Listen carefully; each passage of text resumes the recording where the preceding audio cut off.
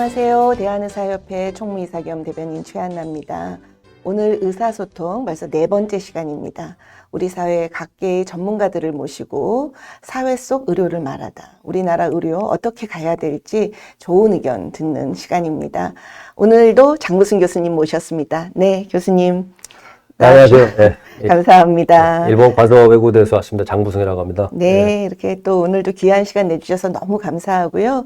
교수님 지금 1, 2, 3, 4편까지 이렇게 지혜와 좋은 의견 나눠주셔서 너무 감사드립니다.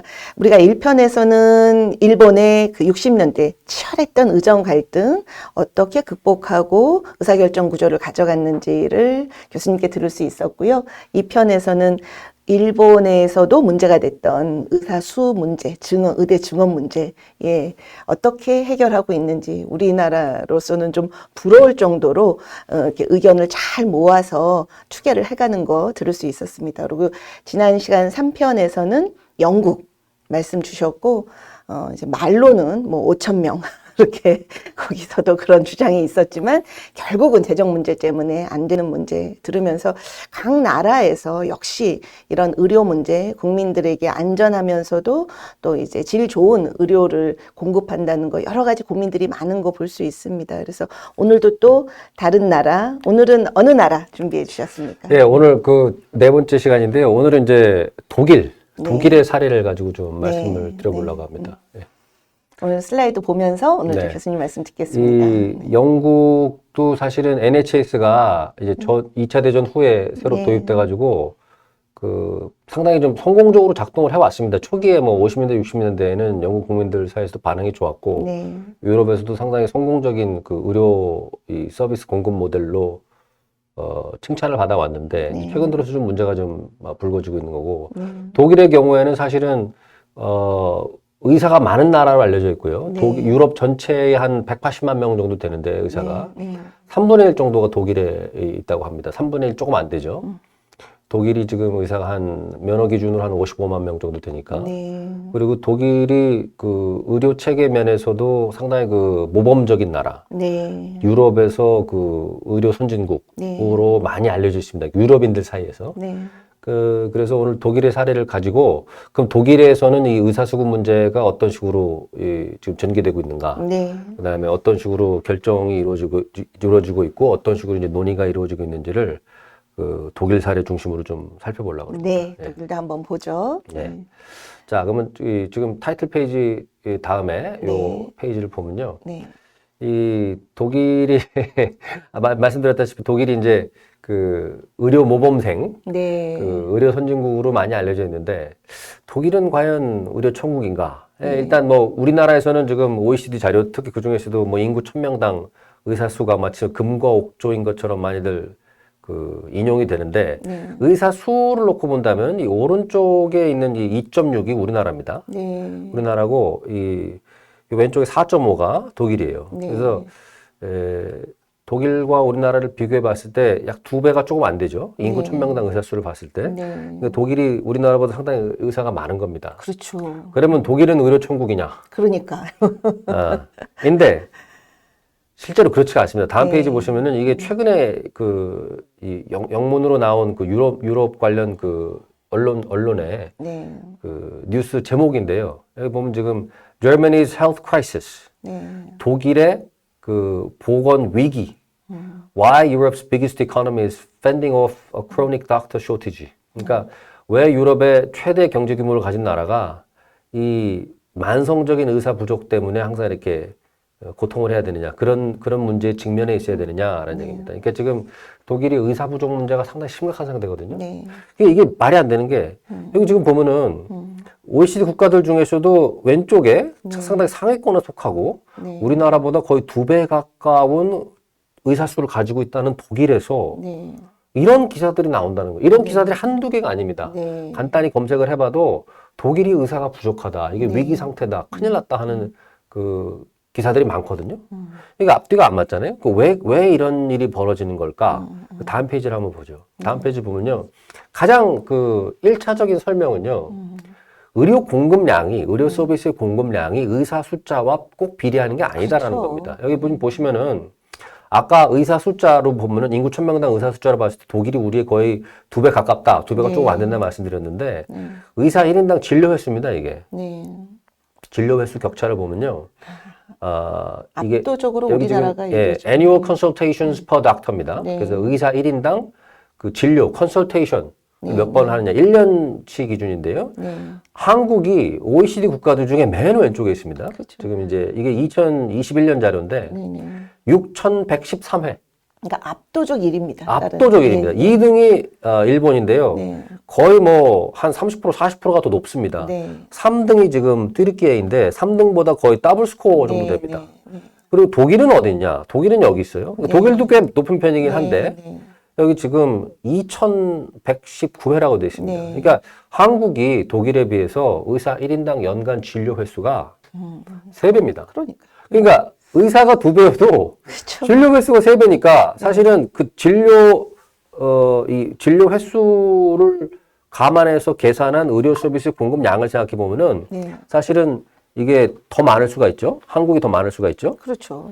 거의 반 정도 수로 3배 이상, 이게 어떻게 6배를 일을 하는 겁니까? 우리는 의사 수로 봐서는, 그죠? 그래서 네네. 이게, 이렇게 이제 그 의사들의 노동 강도나 뭐 이런 거는 역시 이제 근무 형태나 이런 것이 우리나라가 굉장히 일을 많이 하고 있다는 건 알 수 네. 있는데, 그건 이제 여러 가지 의료 제도나 환경이 달라서 그렇겠죠, 교수님? 그렇죠. 근데 여기에 대해서 또 반론이 있을 수가 있어요. 네. 한국은 진료 횟수가 그렇게 많지만 뭐 3분 진료, 5분 진료를 하기 때문에 네. 실질적으로는 진료 그 횟수가 네. 아니 그러니까 의료 서비스 공급량이 많은 게 아니다. 네. 그러니까 진료 횟수가 많다, 진료 횟수가 많다 해도 그 진료 횟수당 진료 시간이 뭐 3분, 5분에 불과하기 때문에 네. 실질적으로 의료 서비스 공급량이 많지 않다라는 반론이 있는데요. 네. 다음 페이지를 한번 보시면요. 네.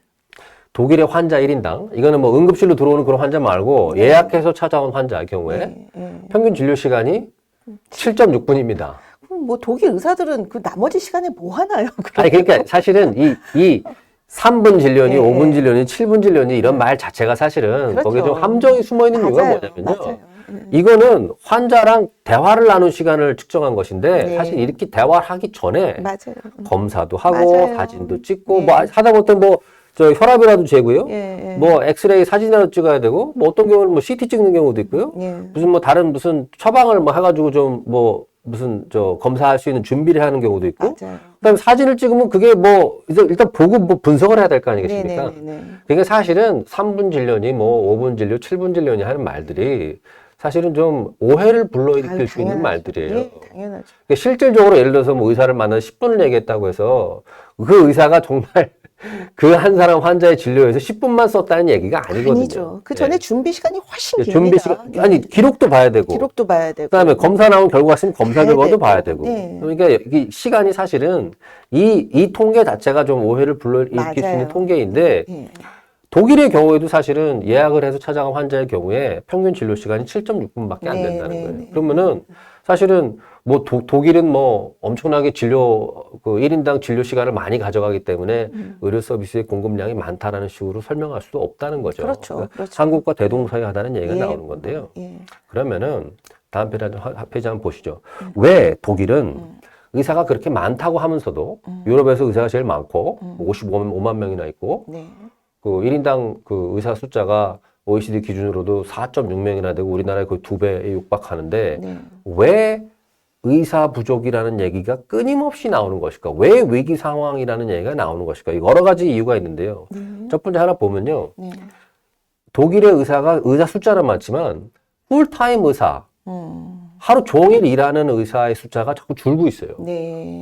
파트타임으로 일하는 의사. 그러니까 하루 종일 일하는 게 아니라 그렇죠. 뭐 몇 시간만 일한다든가 네. 아니면 일주일 내내 일하는 것이 아니라 그중에 몇 요일만 일한다든가 네. 이런 의사들의 숫자가 점점 늘고 있습니다. 2013년도에 파트타임 의사 숫자가 15%였는데요. 네. 지금 2023년 기준으로 지금 10년이 지났는데 네. 2배가 넘습니다. 예. 파트타임 의사 숫자가 2배가 넘게 증가했어요. 예. 그러니까 그 근무 형태가 좀 많이 다르네요. 그렇죠. 예. 이게 왜 그렇게 되냐면요. 일단 의사들이 워라벨이라고 그러죠. 워라밸을 추구하는 의사들이 점점 늘어납니다. 왜냐하면 이제 세대가 바뀌면서 그렇죠. 내가 정말 뭐 시간을 얼마든지 들여서라도 이 의사라는 직업이 중요하니까 나의 모든 것을 여기에 바치겠다라고 하는 사람들이 점점 줄어요. 왜냐하면은 자기도 뭐 가족이 있고 그렇죠. 자기랑 뭐 가족들 애들이랑도 시간 보내고 싶고 뭐 같이 네, 놀기도 네, 하고 맞습니다. 공부하는 거 봐주고 싶기도 하고 여행도 다니고 자꾸 그런 욕구가 늘어나는데 그게 의사라고 예외일 수가 없다는 거죠. 당연하죠. 예. 그러면 그런 파트타임 의사들이 늘어나는 게 또 있고요. 그다음에 독일의 경우에는요. 네. 여성 의사가 이미 많고 네. 그 증가 속도가 계속 올라가고 있습니다. 네. 그러니까 이게 이 지금 2000 여기 지금 34% 숫자가 잘못되어 있는데요. 이게 아마 2011년도일 겁니다. 그러니까 10년 전에는 예, 약 10년 전에 지금 34%였는데 네. 지금 2021년도에 50%로 네. 늘어난 거거든요. 네. 의사가 지금 현재 독일에서 네. 전체 의사의 절반이 여자입니다. 네. 여성 의사고. 네. 그다음에 지금 현재 의대 신입생의 3분의 2가 네. 여성입니다. 2022년 기준으로. 이 얘기는 무슨 얘기냐면 앞으로 독일에서 여성 의사의 숫자는 더 절반에 멈추는 것이 아니라 더 올라갈 거라는 거죠. 예, 예. 더 올라갈다.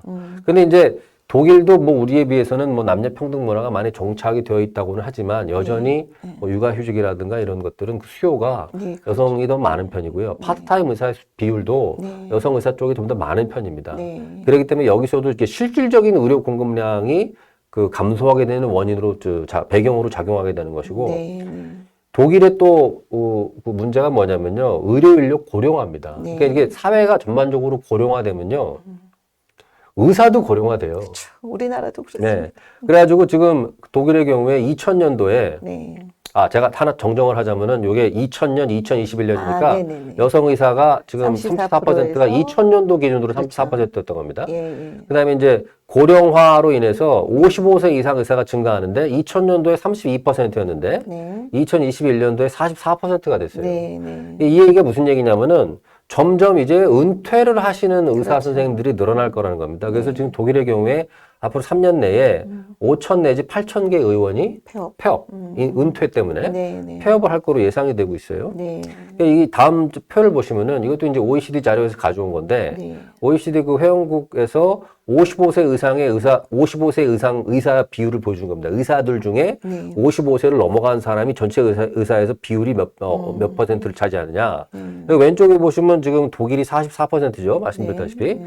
한국은 어떠냐? 음. 한국이 오른쪽에 나오는데요. 26%밖에 안 됩니다. 음. 그러니까 이 얘기는 뭐냐면 이 독일이라든가 다른 나라에 비해서 우리나라는 앞으로도 이 비교적 이 젊은 젊은 나이의 의사들이 계속해서 공급될 수 있는 여지가 네. 공급되고 또 의료 시장 안에 머물러 있을 여지가 네. 상당히 높다는 거예요. 네. 그러니까 네. 독일에 비해서 우리나라는 이 의사의 공급 상황이 네. 상당히 좋다는 얘기입니다. 그렇죠. 장기적으로. 그렇죠. 예. 우리나라는 55세를 넘어가는 의사의 비율이 아직은 4분의 1밖에 안 돼요. 적으니까. 근데 그렇죠. 독일은 거의 절반에 육박을 하기 네, 때문에. 네. 저 55세 이상 됐을 때는 의대 증원이 이렇게 그때보다 지금이 더 3,058명 있었던 것이 어쨌든 90년대 말에 의대가 막 많이 만들어지면서 이렇게 늘었던 거거든요. 그렇죠. 그러니까 네. 아직 우리나라는 그냥 둬도 젊은 의사들이 많죠. 계속 많아질 가능성이 높은 지금 맞죠. 그냥 예, 둬도. 예, 예. 예, 예. 그러니까 의료 서비스의 공급 상황이 네. 다른 나라에 비해서 상당히 좋다는 좋다는 얘기입니다. 거죠. 그렇죠. 젊은 의사들이 네. 상대적으로 많기 때문에. 그렇죠. 그렇죠. 그러니까 뭐 독일에서 뭐 의대 정원을 얼마를 늘리겠다, 의사를 늘려야 되겠다라고 할 때 그 상황과 네. 우리의 상황은 달라요. 다르죠.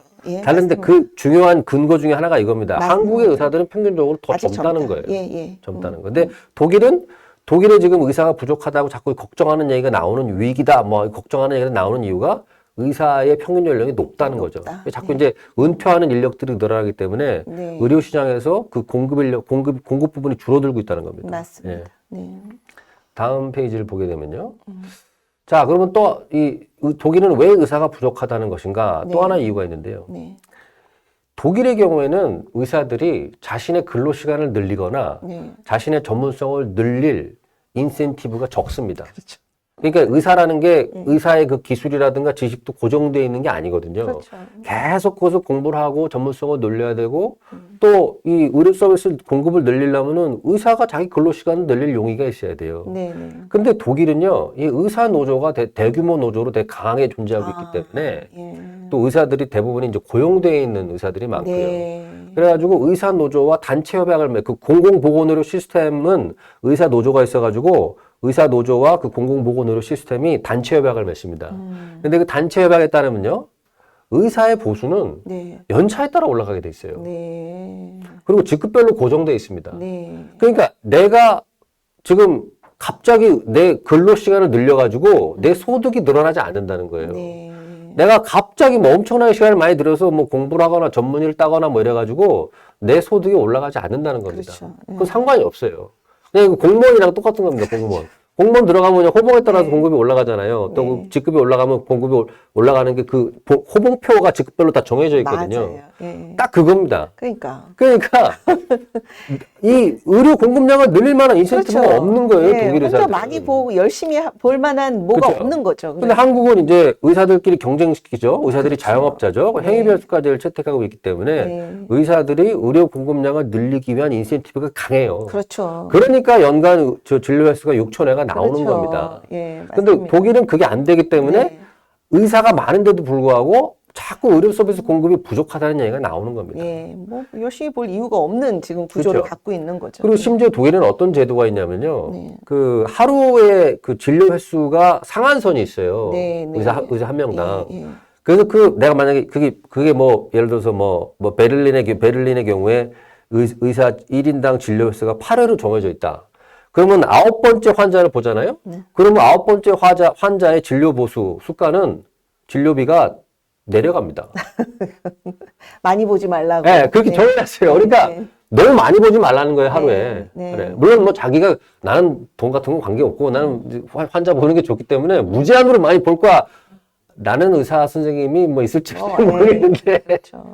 있을지 없을지 모르겠는데, 네. 하여간 제도를 이렇게 만들어 놨다는 거예요. 네. 이 제도를 도입한 이유가 뭐냐면은 네. 수입을 늘리기 위한 목적으로 진료 횟수를 너무 많이 늘리지 말라라는 네. 그 의도가 숨어 있는 거죠. 예. 그러니까 이런 제도가 주어져 있는 상황에서는 의사가 진료 횟수를 늘릴 이유가 그렇죠. 없죠. 네. 없습니다. 예, 예. 또 이 독일은 2004년부터요. 이제 우리나라에서도 이제 포괄수까지 얘기가 많이 나오는데 네. 독일에서는 저 2004년부터 포괄수가제를 도입했습니다. 네. 그럼 이게 어떻게 되는 거냐면요. 뭐 한국에서는 뭐 이거를 치료를 잘하냐 못하냐에 따라서 뭐 그 진료 보수를 주겠다라는 식으로 설명하시는 분들이 있는데 사실은 그렇게 되는 게 아니고요. 네. 포괄수가제가 도입된 나라의 신뢰를 보면은 결국은 병명 분류대로 질병명 맞아요. 분류대로 의료비가 나갑니다. 네. 네. 왜냐하면 그게 사례가 뭐 수십만 케이스가 있고 맞아요. 환자마다 다 다른데 이게 치료가 어느 정도로 됐는지 어떻게 이걸 수치화를 맞아요. 시키겠어요. 예, 그건 현실적으로 불가능하고 네.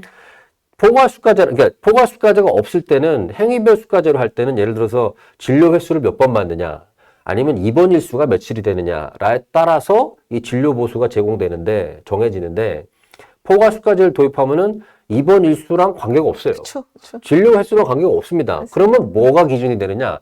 질병명이 기준이 되는 거예요. 예. 이 사람이 무슨 병으로 와서 뭐 치료를 받았다. 그러면 그거에 따라서 이제 그 수가가 제공이 되는 거죠. 네. 그러면 그거는 사람당으로 돈을 받는다는 얘기가 돼요. 맞아요. 그럼 어떻게 되느냐? 예. 병원 입장에서는 네.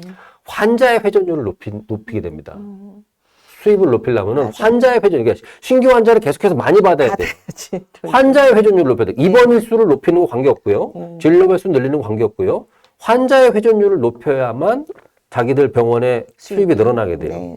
그러면 환자의 회전율을 높이면 어떤 일이 벌어지느냐? 결국은 똑같은 일이 벌어집니다.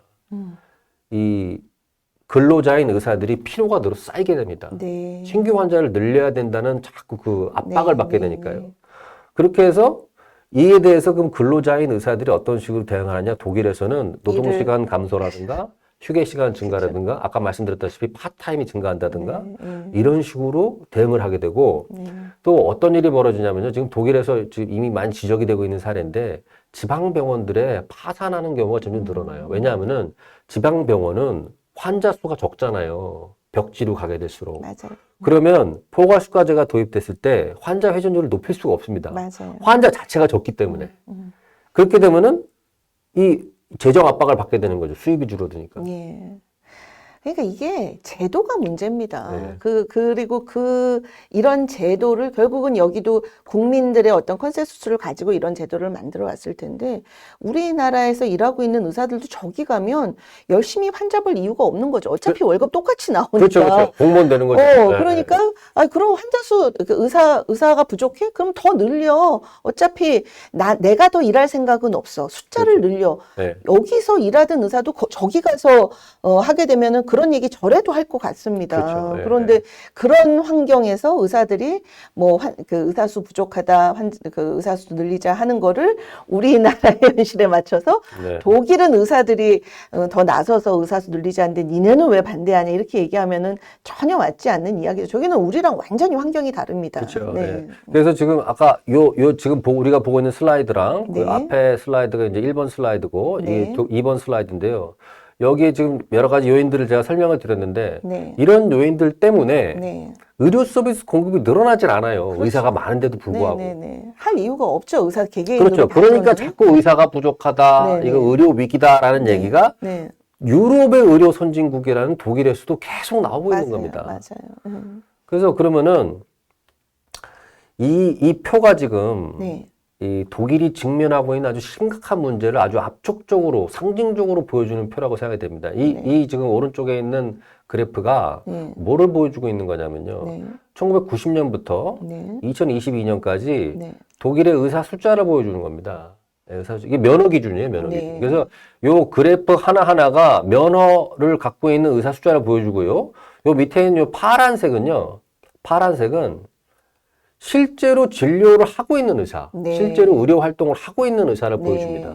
그러면 1990년에 독일의 의사 숫자가 30만 명이 조금 안 됐거든요. 네. 여기 보시면은. 네. 근데 지금 2002년에 55만 명이 됐어요. 네. 그러니까 의사가 많이 늘어났다고 생각할 수 있는데 네. 요 지금 까만색 부분을 보십시오. 네. 이게 지금 장롱면허 숫자거든요. 네. 장롱면허가 급속히 늘고 있죠. 그렇죠. 급속히 늘고 있죠. 그러니까 늘리면 뭐 합니까? 일을 안 하는데. 그러니까 의사가 늘어나는데 네.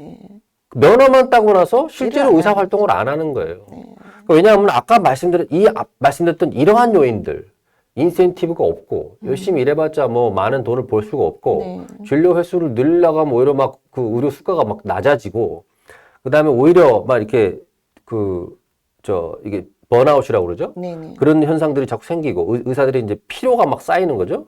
그리고 그 다음에 워라밸을 추구하는 네. 그 문화, 그러니까 파트타임 의사들이 증가하고 네. 이런 요인들이 다 합쳐져 가지고 바로 이런 현상이 벌어지고 있는 겁니다. 그러니까 의사를 늘리기 위해서 노력을 많이 해서 의대 증원도 늘리고 해가지고 의사를 많이 배출하는데 그것이 들인 만큼 그 투자한 만큼의 효과가 안 나요. 왜냐?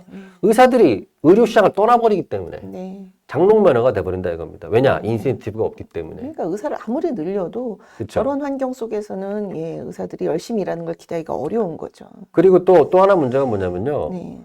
그 지난번에 영국 설명할 때 제가 말씀을 네, 드렸었는데 외국으로. 독일도 똑같은 문제가 있습니다. 예. 근데 독일은 주로 어디로 가느냐? 덴마크, 스웨덴, 스위스로 가요. 그래도 유럽으로. 네. 특히 스위스가 그 의사들의 수입이 높기로 유명합니다. 예. 유럽에서. 그러니까 독일을 떠나서 자기들의 수입을 높일 수 있는 다른 곳으로 떠나는 겁니다. 또 네. 지리적으로도 가깝잖아요. 네네네. 그러니까 떠나는 거고 그럼 어떤 문제가 생기냐? 독일 의사들이 빠져나간 자리를 누가 채워줘야 되겠죠. 여기 지금 장롱면허도 사실은 이게 떠나는 겁니다. 의료 시장을 떠나는 사람들. 네, 맞아요. 힘들어서 의대에 나와가지고 공부했지만 의사 안 한다. 나 이건 못하겠다. 난 딴 직업을 찾겠다고 떠난 사람들. 그다음에 뭐 덴마크, 스웨덴, 스위스 뭐 다른 나라로 가버린 사람들. 네. 그럼 그만큼 이 구멍이 날 거 아니에요. 의사 숫자가 부족하다는 얘기가 그래서 나오는 거죠. 네. 그거를 메우는 의사들이 어디서 오느냐? 중동과 다른 유럽 지역에서 옵니다. 주로 동유럽 이런 데서 오는데 독일의 의사가 지금 현재 55만 명 정도 되는데요. 이미 6만 명이 외국 국적자입니다. 12% 정도가. 이게 2023년 기준이에요. 근데 그 주로 어디서 오느냐? 독일에 있는 외국 국적 의사들 중에 제일 많은 사람들은 시리아에서 왔습니다. 두 번째가 루마니아. 시리아가 왜 많이 오냐면요. 시리아 그 내전이 있어가지고 맞아요. 난민들 많이 발생했잖아요. 난민들을 독일이 많이 받아줬는데 난민만 받아줬나요? 거기엔 또 의사도 있는 거죠. 그리고 지금 독일이 옛날부터 터키 이민들 많이 받지 않았습니까? 터키 사람들도 있고 심지어 러시아 사람들도 있습니다. 러시아도 세계적으로 이 의사들의 봉급이 아주 낮기로 유명한 나라거든요. 예. 그러니까 실력 있는 의사들은 러시아에 있는 게 아니라 예. 무려 3,000명 가까운 러시아 의사들이 독일에 와서 일을 하고 있어요. 네. 러시아는 제가 옛날에 외교관 시절에 러시아에서 근무했었는데 네. 그 당시에 러시아 의사들의 한 달 봉급이요. 그 당시에 환율로다가 환산을 하면은 네. 100만 원도 안 했습니다. 그러니까 100만 원도 안 했어요. 예, 의사들에 대한 대우가 안 좋으면은 견디지 못하고 그렇죠. 더 좋은 사회주의적인 환경으로. 전통이 남아있으니까 러시아는 네. 지금도 예. 병원이 다 무료입니다. 예. 무료니까 그게 좀 운영하기가 힘들죠. 뭐 국가 재정으로다가 운영을 해야 되는데. 야, 우리나라 지금 젊은 의사들이 외국에 나가는 거 막 관심 가지는 거하고 마찬가지네요. 그러니까 근데 지금 우리도 만약에 지금 같은 상황이 계속해서 몇 년 동안 전개되면요. 지금은 이제 우리가 의사 해외 유출 문제라는 걸 심각하게 고민하지 않는데 네.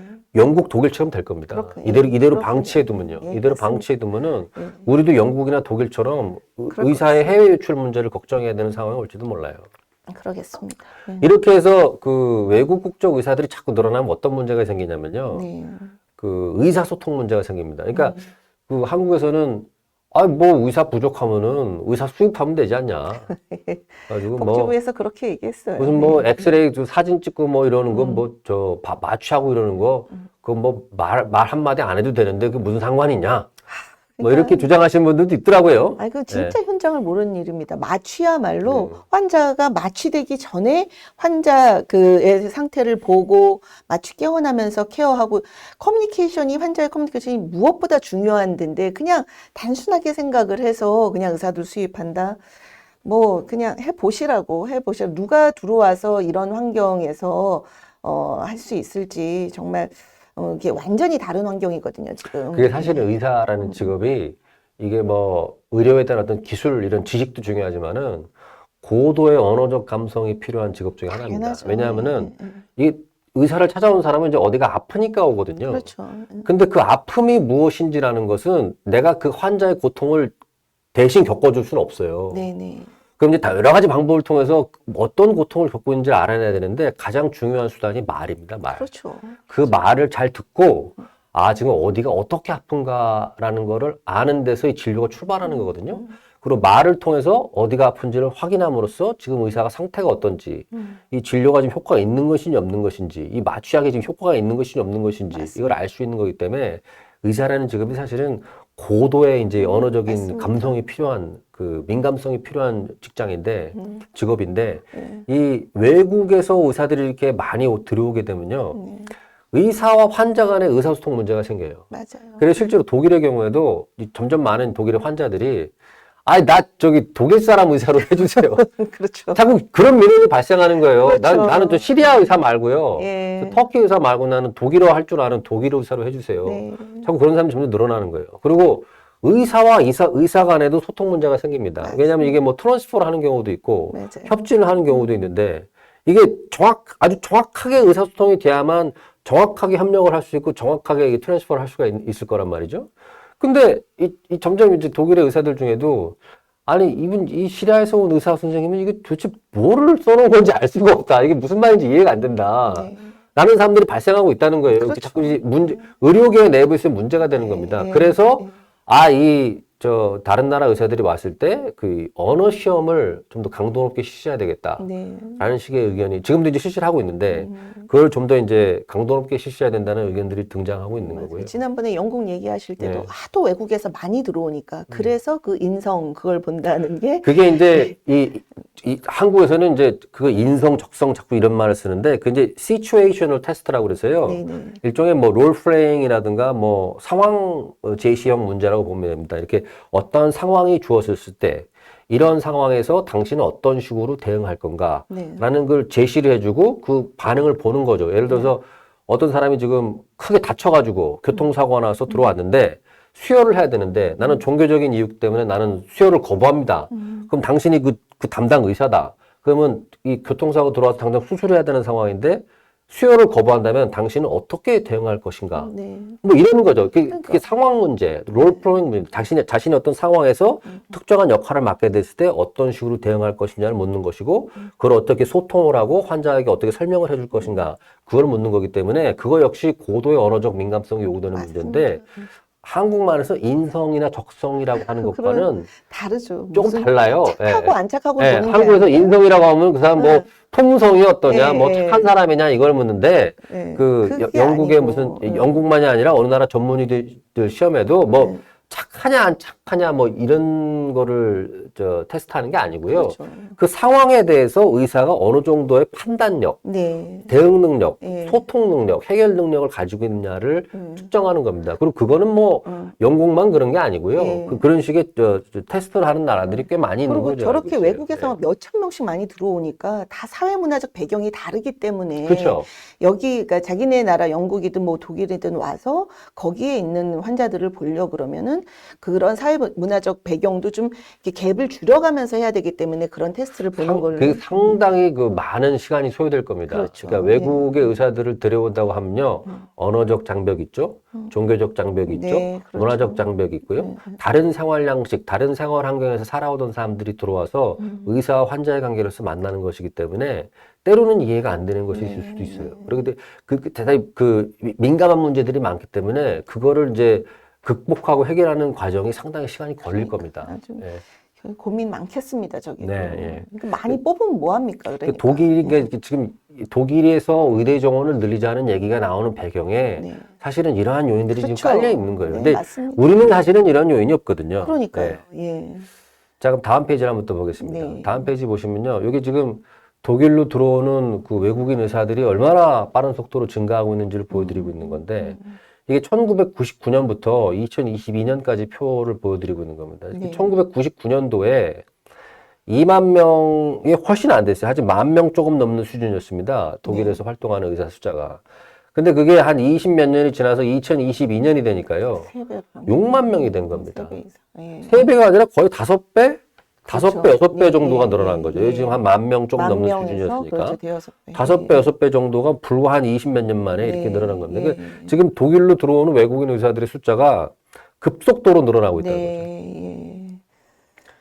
그래서 지금 이게 독일의 의사가 많다고는 하지만 이게 만성적인 의료 공급 부족 네. 상태에 있고 그것이 거의 지금 위기적 상황이다. 네. 라는 식의 판단을 독일 사람들, 독일 전문가들, 독일 언론들이 하고 있다는 거고요. 그래서 지금 독일이 칼 라우터바흐 보건복지부 장관 중심으로 해서 지금 여러 가지 대안들을 구상을 하고 있어요. 그 중에 하나가 기본 운영비라는 겁니다. 기본 운영비. 그러니까 기본 운영비는 뭐냐면 이렇게 병원이 있으면은 그 병원의 진료 능력을 판단해 가지고요. 이 정도 진료 능력을 구비하려면은 어느 정도 예산이 필요하다 해서 그거를 기본 운영비라고 해서 먼저 줘버리는 겁니다. 병원에. 그거를 지금 그 병원 재정의 60% 정도를 기본 운영비를 주고 네. 나머지는 포괄수까지로 지급하겠다 이건데 그러니까 지금 어떻게 보면은 최근에 이제 우리나라에서도 몇몇 병원이 지금 재정 상태가 안 좋으니까 안 좋죠. 예. 건강보험료를 좀 지급하는 거를 먼저 좀 땡겨가지고 먼저 예, 주겠다 예. 뭐 이런 건데 이게 문제가 뭐냐면요. 네.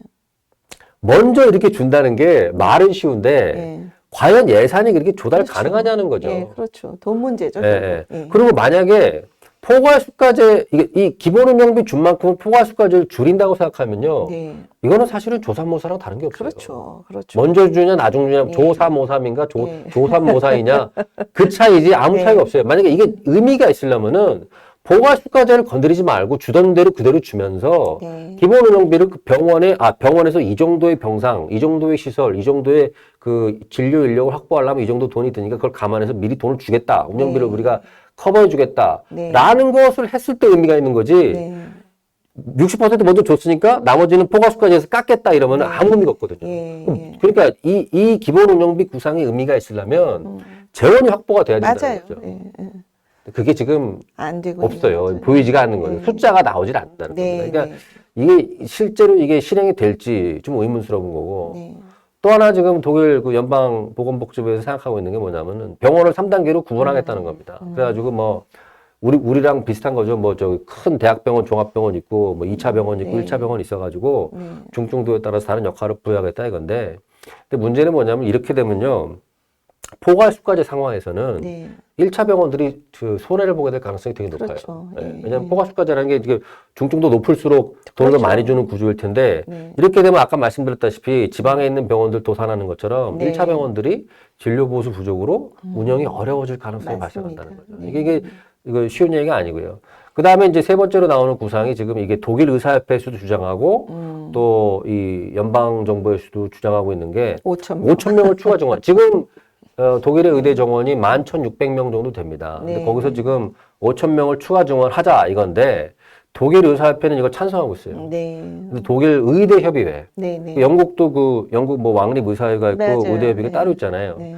근데 독일 의대협의회는 이거에 대해서 반대하고 반대. 있습니다. 왜 반대를 하느냐? 네. 이미 2010년에서 2023년 사이에 독일의 의대 정원이 23%나 늘어났다는 네, 거죠. 네. 그래서 이 이상 늘리는 것은 이건 한계에 도달한다. 네. 이건 도저히 애들을 가르칠 수가 없다. 학생들을 네. 가르칠 수가 없다. 네. 그런 얘기를 하는 겁니다. 여기 지금 보시면 아시겠지만은 2010년에서 2023년이면 13년입니다. 네. 13년 동안 의대 정원을 23%를 늘린 거예요. 그니까요. 그러면 이게 1년에 몇 프로 늘린 거죠? 13. 대략 한 2% 늘린 네, 거죠. 네. 1년에 2% 늘려서 그거를 13년 동안 해서 23% 늘렸는데 지금 독일 의대들이 야 이거 도저히 이것도 안 된다. 도저히 감당 못 한다. 이제 더 이상 못 늘린다라고 지금 두 손 두 발을 들고 있는 거죠. 근데 이제 이 저 동양에 있는 어느 나라는 한 번에 1년에 65%. 1년에 네, 65%. 1년 만에 뭐 50%, 60%를 늘리겠다고 하는 겁니다. 지금 우리나라에서는. 그러니까 이 얘기를 독일 사람들이 들으면 말도 안 됩니다. 기절초풍을 할 거예요. 기절초풍을. 예, 지금 뭐 13년 동안 정원 23% 늘린 거 가지고 그것도 뭐 지금, 이거 너무 부담되면 안 된다. 못 하겠다. 뭐 이러고 있는데요. 일본도 그랬지 않습니까? 서서히. 그렇죠. 예. 일본도 뭐 한 10년 동안 예, 예. 18% 정도인가요? 그 정도, 예, 예. 20% 좀 안 되게 예, 늘렸으니까. 예, 예. 그 다음에 이 독일 의대협회에서 또 반대하는 이유가 뭐냐면요. 지금의 독일이 직면하고 있는 의료 부족의 문제는 정원 중대로 해결할 수 있는 문제가 아니라는 거예요. 그렇죠. 예. 아까 말씀드렸다시피 여러 가지 문제가 있잖아요. 뭐 네. 워라밸을 추구하는 어떤 문화의 변화라든가 인센티브가 없는 문제라든가 뭐 단체 협약에 의해서 묶여 있는 문제라든가 여러 가지 문제들이 의대 정원을 늘린다고 해서 그런 구조적인 문제들이 해결되지 해결되는 게 않는다. 아니에요. 그렇기 때문에 이거는 디지털 의료를 확대한다든가 네. 아니면 인력을 보다 효율적으로 적재적소에 배치함으로써 해결해야 되는 것이지 네. 의대 정원을 늘려서 해결할 문제가 아니다라고 하면서 반대하고 있는 거죠. 그러니까 딱 우리도 똑같은 얘기를 하고 있는 거거든요. 그렇죠. 왜, 예, 왜 예. 우리 정부는 이거 안 본 겁니까? 도대체 그렇죠. 왜 그러니까 지금 독일 의대협회에서 협의회에서 주장하고 있는 의대 정원 반대의 논리와 지금 뭐 우리 지금 대한의사협회에서 주장하시는 분들과 겹치는 부분이 많아요. 예, 예, 맞습니다. 예. 그런 결국은 상황입니다. 실제 현상을 회복할 생각을 해야지 숫자로만은 안 되는 거죠. 예. 그러니까 지금 독일 연방정부가 네. 심각한 의료 공급 부족 문제에 직면해서 네. 여러 가지 대안들을 내놓고 있는데 다 지금 현실성의 문제가 없죠. 있어요. 예, 결국 돈도 없고 예산이 예, 부족하다든가 예. 아니면 뭐 잘못하면 병원 도산 위기가 발생한다든가 아니면 이제 이게 지금 현장에서 의료 교육을 책임지시고 있는 분들이 못하겠다. 이 더 이상은 이제 예. 못 늘린다라고 네. 반발한다든가 지금 여러 문제들이 있다는 겁니다. 네. 지금 다음 페이지를 보시면요. 이제 마지막 페이지가 되겠는데 네. 자 그러면 독일 연방정부에서 계속해서 그 칼 라우터바우 장관이 지금 계속해서 얘기를 하고 있어요. 의대 정원 5천 명 늘려야 된다라고 하는데 이게 가능할까라는 거를 생각을 해본다면은 네. 현재로서 지금 아무런 그 움직임이 없습니다. 네. 의대 정원을 늘리려면 뭐 무슨 장비를 새로 산다든가 하다못해 정원을 늘려서 공고를 한다든가 뭐가 있어야 되는데 없어요. 왜냐? 네. 독일이라는 나라에서 의대 교육이라는 것은 주정부 소관입니다. 아, 주정부 소관. 예. 다 반대하겠네요. 연방정부가 무슨 의대를 직접 운영하고 그런 게 아니에요. 예, 예. 이 독일은 연방국가이기 때문에 다 주정부에 맡겨져 있거든요. 네. 그런데 모든 주정부들이 재정 부족으로 의대 정원 증원을 반대하고 있습니다. 예, 예. 우리 돈 없다는 거예요. 예, 예. 돈 없다. 맞습니다. 왜냐하면 독일은 의사 양성을 사실상 주정부들이 다 돈을 냅니다. 네. 이게 지금 의사 1인 양성의 2022년 평균, 2022년 통계치인데요. 네.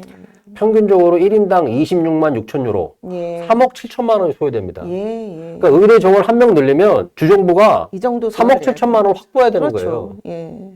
그러니까 그럴 각오를 하고 늘리자고 해도 지금 저렇게 현장에서는 반대를 하는 거 아닙니까? 그렇죠. 네. 예. 돈이 없으니까. 네, 이 네. 돈은 어디서 나오겠습니까? 정부라는 거는 돈을 세금으로 무슨 뭐 돈을 버는 회사가 아니거든요. 그렇죠. 세금을 거둘 수밖에 네. 없는 거거든요. 네. 독일은 공립의대 학비라는 것이요. 네. 독일도 물론 이제 사립대가 있긴 한데 대부분 이제 공립대이기 때문에 네. EU 출신 학생인 경우에는 300유로입니다. 뭐 50만 원이 안 돼요. 그렇죠. 그러니까 독일의 의대가 사실상 공짜라는 얘기가 나오고 네. 유럽 출신이 아닌 경우에도 공립대의 경우에는 1,500에서 3,500유로입니다. 네. 그럼 이거는 뭐 한 400만 원, 400에서 700만 원 정도? 네. 그 지금 뭐 다른 나라에 비하면은 훨씬 더 낫죠. 그러니까 그렇죠, 심지어 그렇죠. EU 출신이 아니고 독일 사람이 아니어도 네. 이렇게 싸게 교육을 시켜주는 거예요. 네. 그러니까 사실은 이 의대 정원을 늘린다고 하는 것이 독일과 같은 환경에서는 상당히 정부의 부담이 될 수밖에 없죠. 그렇죠. 어마어마한 돈을 네. 확보해야 되기 때문에. 예. 예. 그렇기 때문에 주정부들이 지금 손사래를 치고 있는 거고, 그래서 네. 독일 의사협회가 뭐라 그러냐면, 아까 말씀드렸다시피 독일 의사협회는 의사를 늘리자고 주장합니다. 왜냐? 네. 의사가 늘어나야 각자 개별 의사들, 독일 의사협회 회원들의 업무 부담이 줄어드니까. 그러니까요. 예. 예. 그런데 독일 의사협회가 그래서 뭐라 그러냐? 주정부 돈 없다니까 연방 정부가 돈을 주정부에 주시오. 예. 그러니까 직접 재정을 투입해라. 네. 했더니 연방 정부 칼 라우터바흐 장관이 그거는 아니다. 가만히 있는 거예요. 그거는 하기 싫은 거예요. 예. 5천 명 늘려야 되라고 하지만 예. 돈을 당신이 내시오 하니까 네. 뭐 그거는 아닌 거고. 돈이 좀 없고 주정부가 가지고 있는 의대인데 주정부가 돈을 내야지 왜 연방 정부가 내느냐 이런 식이 되는 거니까 이 얘기는 뭐냐면은 말은 화려하게 하지만 맞아요. 돈을 내고 싶은 생각은 없는 거예요. 왜냐 돈이 없으니까. 네. 연방 정부도 회사가 아니잖아요. 돈 버는 기관이 아닌데 연방 정부가 돈이 어디서 나겠습니까? 예. 네? 그럼 지금 만약에 지금 5천 명을 늘리면 1인당 3억 7천만 원이니까 네. 단순 계산만 해봐도요. 이게 거의 한 2천억 돈이에요. 1년에. 네. 1년에 2천억씩을 추가 투입을 해야 되는 겁니다. 네. 그 학비 지원만 네. 그러니까 이 공부할 수 있는 여건을 만들어주기 위해서 그러니까 연방 정부도 난색을 표할 수밖에 없는 거고요. 그렇기 때문에 지금 뭐 한국에서는 뭐 정부에서도 그러고 뭐 일각에서 아니 독일도 뭐 저 의대 정원을 5천 명씩 늘린다는데 그리고 뭐 독일은 의사들이 늘리자고 주장하는데 한국은 왜 이러냐. 한국도 좀 생각을 좀 고쳐 먹어라. 의사들 좀 생각을 다시 해야 된다. 하지만 이 독일의 사례에서 지금 오자 오늘 설명드렸다시피 이 내막을 알게 되면은 실제 현장이 어떤 상황으로 어떻게 굴러가는지를 알면은 그런 주장을 할 수가 없어요. 할 수 없죠. 그러니까. 독일의 의대 정원 5천 명? 안 됩니다. 안 되죠. 지금 상황에서 안 돼요. 주정부의 주지사들이 모두 다 어느 날 갑자기 막 대우각성을 해가지고 네. 돈을 다 댈게 뭐 이렇게 되지 않는 한은 늘어나지 않습니다. 그럼 어떻게 되느냐? 의사들의 해외 유출 계속될 거고요. 네. 그다음에 장롱면허 계속해서 증가할 겁니다. 네. 그러면 그걸 메우기 위해서 의사들이 유입되는 것도 네. 계속 늘어날 것이고 그 속도는 제가 여기 보여드렸죠. 네. 급속도로 늘고 있습니다. 네. 해외에서 들어오는 의사들 네. 급속도로 늘고 있고 의사소통 문제 아까 있다고 말씀드렸죠. 그러면 의사소통 문제가 악화될까요? 아니면 좋아질까요? 당연히 악화되죠. 그 해외에서 들어오는 의사들이 점점 늘어나는데 의사소통 문제는 더 힘들어지겠죠. 네. 그러니까 지금 이게 독일의 상황이에요. 유럽의 의료 선진국 의료 모범생이라고 하는 독일의 상황이 이렇습니다. 맞습니다. 그래서 보면은 독일도 영국도 늘리겠다고 정치적 이유로 그냥 말만 처음에 아무런 뒷감당할 생각 없이 했다가 결국은 진행이 안 되고 있고 진행이 안 되는 이유는 결국은 돈이고 그렇죠. 돈 문제고 네. 그리고 뭐 인구 1000명당 우리 정부가 맨날 얘기하는 1000명당 의사 숫자 우리보다 뭐 거의 2배 이렇게 많아도 결국은 의사들이 환자를 보고자 하는 의료 서비스는 우리보다 나쁘고 그렇죠. 대기 시간도 길고 훨씬 더 제대로 못하고 나쁘고 그나마 그 의사들이 이 나라에서는 더 못하기 때문에 막 몇천 명씩 다 빠져나가고 그렇죠. 그 공백을 외국인 의사들로 겨우겨우 지금 하고 있는 게 그 나라들의 소위 선진국, 우리나라 일부 학자들이 부러워하는 그런 독일과 영국의 현실이라는 거죠. 그렇죠. 그러니까 거기서 그냥 정치적 수사를 몇천 명 늘린다. 왜 우린 못 늘리냐. 이거는 정말 국민을 속이는 일이고 또 이제 처음에 해주셨던 일본을 본다면 우리보다 고령화 뭐 이 문제 훨씬 더 먼저 겪고 있고 훨씬 더 심각하게 먼저 앞서가고 있는 나라도 그럼에도 불구하고 의사를 늘려봤더니 이게 효과도 없고 오히려 의료 부담만 늘어난다. 건강보험료 재정 부담될 수가 있다. 그래서 지금 네. 줄이고 있고. 그렇죠. 네. 그래서 지금 교수님 말씀해 주신 세 나라를 보면 이런 자료를 우리 정부도 처음에 막 인용을 했으니까 정부가 나서서 네, 네. 모르지 않을 텐데. 그러니까 우리 정부는 지금 네. 제가 슬라이드 보여드리고 있는데 이거 보세요. 네네. 우리 정부는 이 슬라이드만 인용하는 거예요. 네네네. 국민들한테 얘기만 불창하는 겁니다. 예, 예. 독일은 1인당 인구 1000명당 의사 숫자 4.5명인데 한국은 2.6명이래요. 예, 예. 의사 부족해요. 예, 그러니까 예. 의사 늘려야 돼요 하는데 제가 그 뒤에 설명한 것들 예, 예. 이거 그렇게 의사 많다는 독일이 맨날 의사 부족하다고 좀 난리치고 있고 위기라고 하고 예, 있고 예. 그 배경에는 이런 것들이 존재하고 그렇죠. 있다. 예. 문화의 변화, 예. 의사의 고령화, 네. 그다음에 뭐 열심히 일해봤자 인센티브가 없다는 거, 예. 그다음에 이제 이 포괄수까지 이런 거에서 의사들의 번아웃이 지금 심각해지고 있다는 거, 그에 네. 대해서 노동시간 감소라든가 휴게시간 증가로다가 지금 대응하고 있다는 거, 이런 내막을 알아야 된다는 거죠. 그 제도 현장에서 자체가 무슨- 완전히 다르기 때문에 그리고 지금 의사를 그렇게 늘렸는데 장롱면허는 더 빠른 속도로 더 늘어나고 빠른 있어요. 속도로 늘고 있고. 이쪽 지금 네, 축이 더 이게 지금 가파르지 않습니까? 예, 예. 지금 의사 늘어나는 속도보다 장롱면허 늘어나는 속도가 더 빨라요. 근데 이게 얼마나 재정 낭비냐면요. 그렇죠. 아까 말씀드렸다시피 의사 1인당 3억 7천만 원씩 들어간다고 말씀드렸잖아요. 3억 7천만 원씩 들여서 지금 이게 저렇게 지금 예, 지금 55만 명 중에 4분의 1이 장롱면허니까 14만 명이 장롱면허가 된 겁니다. 근데 결론적으로 의료 인력 정책 실패하고 있는 나라입니다. 그래서 그렇죠. 14만 명 곱하기 3억 네. 7천만 원 하면 돈이 얼마가 들어간 거예요. 그 돈은 결국 의사를 키우지 못하고 이 사람들은 어디 가서 딴 데 가서 일하고 있을 테니까 그냥 사장돼 버린 거죠. 교수님 아까 그 OECD 그 숫자 통계 좀 한번 보시면 거기 1위가 지금 그리스거든요. 아, 이거 말씀하시는 거죠? 네네. 저 1위가 그리스. 여기 1등이 지금 그리스고 2등이 포르투갈이에요. 네, 예. 거기서부터 쭉 우리보다가 많다는 정부가 대통령께서 다른 나라는 1000명당 많다. 저 나라 모두 다 합해봐야 우리나라 국민들처럼 전문의 당일에 예약도 안 하고 쉽게 만날 수 있는 날 단 한 나라도 안 없거든요. 됩니다. 지금 그리스, 포르투갈 같은 경우도 네네. 의사 만나기가 대단히 어려워요. 그렇죠. 네. 그러니까- 예약을 해야 되는데 예약을 하려면 이제 대기 시간이 길기 때문에 네. 그리고 뭐 예를 들어서 뭐 노인들 경우에 뭐 낙상이라고 그러죠. 넘어져도 골반뼈가 부러지거나 하면 이게 되게 심각한 상황이니까 맞아요. 우리나라 같은 경우는 제가 알기에 아마 일주일도 안 걸릴 거예요. 아니, 당일날 다 금방 됩니다, 다 당일날. 잡아가지고 예, 수술하는데 예, 예. 이 지금 여기 그리스나 포르투갈 제가 알기로 몇 달 걸립니다. 그러니까. 최소한 몇 달 걸립니다. 그러니까 그 여기 골반뼈가 부러져 있는데 수술을 못 받고 몇 달을 누워 있어야 되는 거예요. 예. 예. 그러니까 저기는 우리는 1000명당 의사 수는 적을지 모르지만 저게 또 거의 다 전문이거든요. 네. 요새 지금 일반의가 늘고 있긴 하지만 그래서 사실은 이 의사 1인당 그 진료를 보는 어떤 그런 퍼포먼스로 보면은 곱하기 한 3 정도 되는 역할을 그 이상의 역할을 우리 국민들이 그 혜택을 보고 있는 거거든요. 의료적 아니 지금 서비스. 그리고 여기 이 표를 보시면 아시겠지만 한국이 오른쪽에 보시면 한국이 2.6인데 일본도 2.6이고요. 맞아요. 여기 2.7이 지금 미국입니다. 맞습니다. 여기 2.8이 캐나다예요. 맞아요. 그리고 여기 지금 뭐 3.0이 룩셈부르크거든요. 그러니까 요 원전에 있는 나라들이 그렇다고 해서 무슨 의료 후진국도 아니에요. 맞습니다. 그래서 네. 이게 명백한데 왜 이 정부가 지금 저 표 하나에 OECD 평균보다 낮다는 그 프레임 하나로 의사들의 반대 때문에 27년 동안 못한 거를 이번에 올리겠다 하면서 의료 현장에 의사와 환자가 있는 신뢰를 깨고 아까 왜 그 커뮤니케이션 소통이 가장 중요한 건데 진료에 네, 있어서 네, 네. 그거를 깨더니 이 문제를 해결하기 위해서 뭐 의사들이 안 돌아오면 외국 의사 수입할 거야 이런 말을 아무렇지도 않게 하는 게 네. 이게 의사들이 그러니까 분노 안 할 수 없는 상황인데 사실은 이렇게 비교를 해보면 지금 정부가 추진하고 있는 것이 얼마나 이게 앞뒤가 안 맞고 우리 국민들을 위험하게 하는가라고 생각을 하면 사실 지금이라도 중단하고 네. 정말 우리 사회가 이게 우리나라랑 다 제도가 다른 나라들이거든요. 근데 우리나라 국민들이 굉장히 의료에 대해서 요구하는 수준이 높기 때문에 그것을 위해서 앞으로 어떻게 제도를 할지를 먼저 설계를 하고 네. 의사수를 추계를 하고 그러면 의사들도 거기에 맞춰서 앞으로 변화되는 진료 환경에 맞춰서 일할 수 있도록 준비를 하고 그렇게 돼야 되는 거 아닐까. 그러니까 뭐 저는 개인적으로는 사실은 뭐 의사 수를 늘릴 거냐 말 거냐 어떤 정해진 답이 있다고 생각하지는 않지만은 네. 기본적으로 생각해야 되는 것이 수련의 과정은 어느 나라를 봐도 급속도로 늘리는데 성공한 나라가 없어요.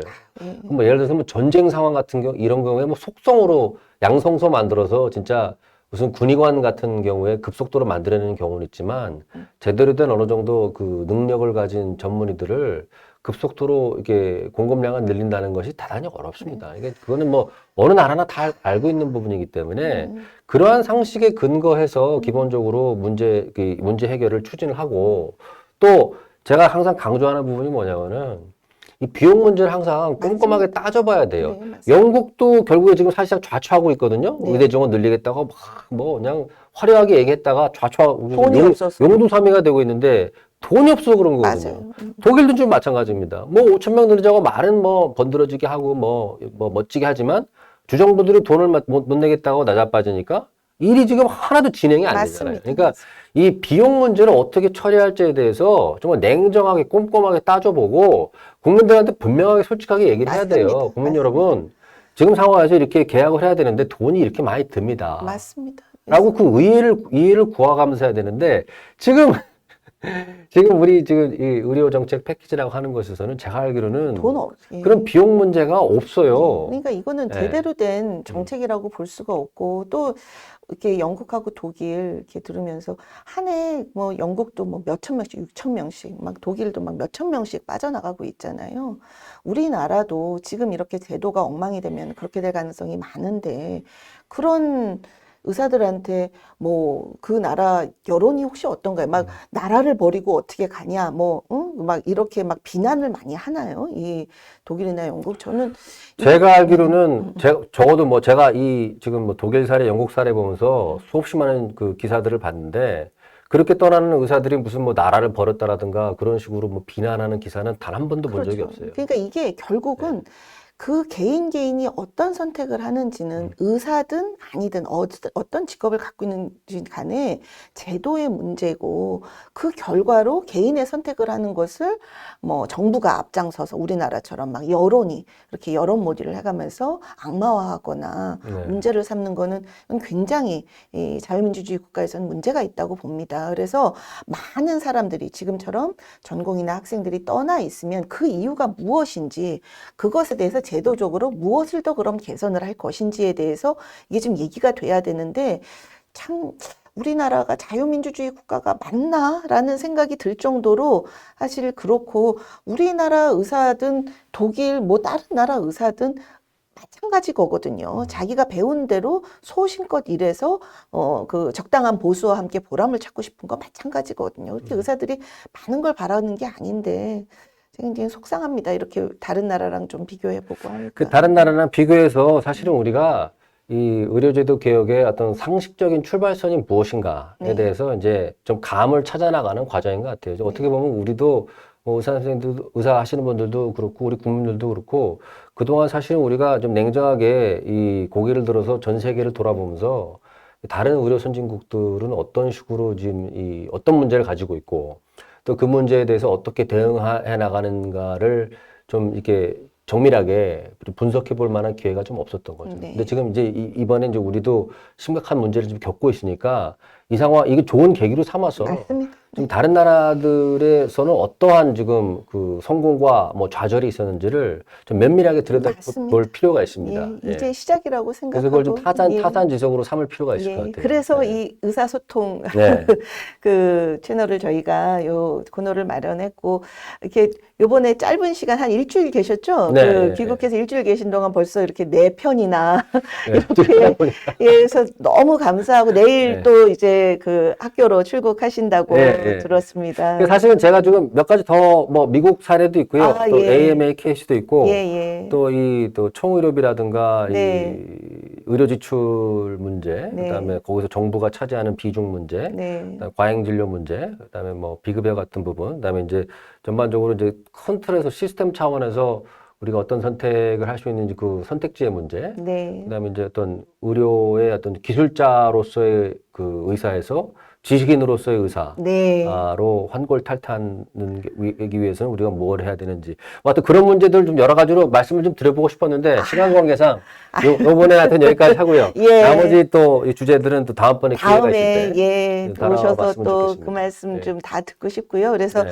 이게 의료계 밖에서 결국은 의료라는 건 전 국민이 같이 누려야 되는 우리 나라의 중요한 제도고 자산이기 때문에 의료계 밖에서 이렇게 주시는 좋은 지혜와 조언을 저희가 이렇게 구하는 시간입니다. 진짜 저도요, 요번에 지금 이제 의정 갈등, 뭐, 의료 문제 이런 걸 계기로 해서 네. 의사로서 활동하고 계시는 분들께서도 이 의료 정책의 문제, 네. 또 의료 정책 결정 과정, 네. 또 의료 사회학, 또 네. 이런 또 이 비용의 문제, 이 네. 정부 이 재정학의 문제거든요. 이러한 문제들에 대해서도 좀 관심을 가지시는 계기가 좀 됐으면 좋겠어요. 그래서 아유, 이 사회과학 하는 사람들이랑도 좀 소통해 가면서 네, 네. 함께 고민해 나갔으면 좋겠다는 생각을 가지고 있습니다. 아유, 꼭 네. 그렇게 하겠습니다. 너무 감사합니다. 오늘도 이렇게 좋은 의견 또 독일에 대해서도 알려주셔서 너무 감사드리고요. 오늘 코너는 여기서 인사드리고 다음에 귀국하실 때 또 아까 못다한 말씀 또 듣는 시간 마련하도록 하겠습니다. 오늘도 이렇게 좋은 말씀 나눠주셔서 감사합니다. 저야말로 교수님. 좋은 기회 주셔가지고 좋은 의사소통의 기회 주셔서 네. 감사드립니다. 예, 감사합니다. 또 모시겠습니다. 예.